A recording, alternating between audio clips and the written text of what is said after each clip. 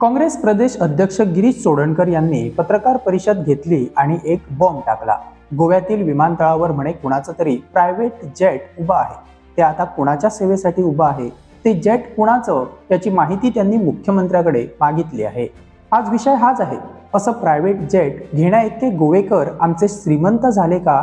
नक्की व्हावे, पण हे जेट नक्की कुणाचं, ते कुणाच्या सेवेसाठी गोव्याच्या विमानतळावर तळ ठोकून आहे? एखाद्याच्या सेवेत कुणीतरी जेट ठेवावं म्हणजे त्या व्यक्तीची किंमत किती असेल, अंदाज लावा।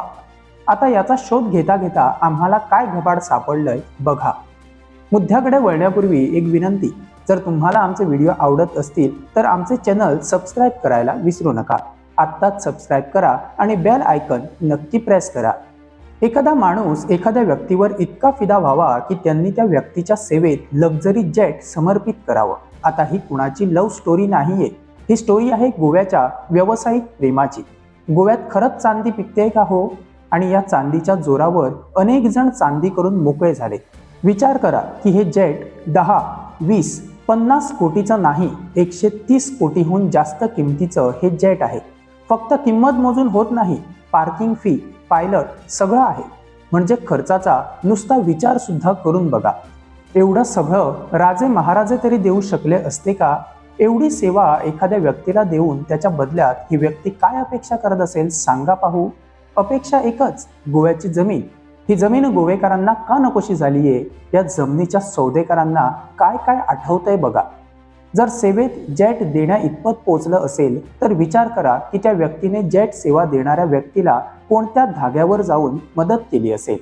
गोव्याच्या राजकारणाचा हा गोड की कडू माहीत नाही, पण सध्याची गाथा। इथे जर घरी कोण आजारी असेल तर त्याच्या सेवेत एक साधी कार सुद्धा मिळवताना काय करावं लागतं हे सामान्य गोवेकरांना आम्ही सांगण्याची गरज नाही। आज कार घरातून बाहेर काढायला सुद्धा 4 वेळा विचार करणारे लोक आहेत, पण त्याच जगात जर जेट सेवा कोणी देत असेल तर तो देवदूतच म्हणावा लागेल। आता हे जेट कुणाचं, सेवेत कुणाचे आहे याची माहिती सांगतो। गोव्यात सध्या एका बड्या प्रकल्पाला लोकांचा चांगला विरोध सुरू आहे। सरकार मात्र डोळे झाकून आहे, कारण सरकारला त्या प्रकल्पाविरोधात काहीच निर्णय घेण्याची म्हणे हिंमतच नाही। कशी होणार? होणारच नाही। त्या प्रकल्पाला म्हणे गोव्यातील एका बड्या राजकारण्याचा पाठिंबा आहे। सरकारमध्ये चांगले पोझिशन घेऊन ही व्यक्ती बसलीये आणि त्याच व्यक्तीच्या सेवेत हे जेट खास त्या प्रकल्प उभारणाऱ्या कंपनीने लावलंय अशी चर्चा सध्या रंगली आहे। ही व्यक्ती कोण हे आम्ही तुम्हाला सांगण्याची गरज आहे असं तरी मला वाटत नाही। आता तुम्हीच कमेंट करून ही व्यक्ती कोण ते आम्हाला सांगा।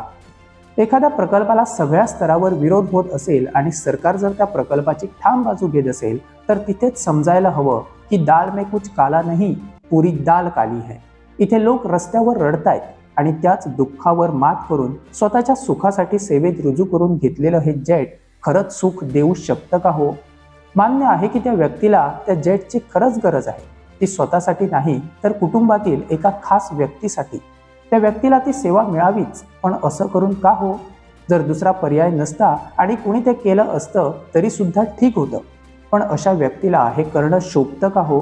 आता गिरीश यांनी विचारलेल्या प्रश्नाचं काय उत्तर मिळतं पाहूया।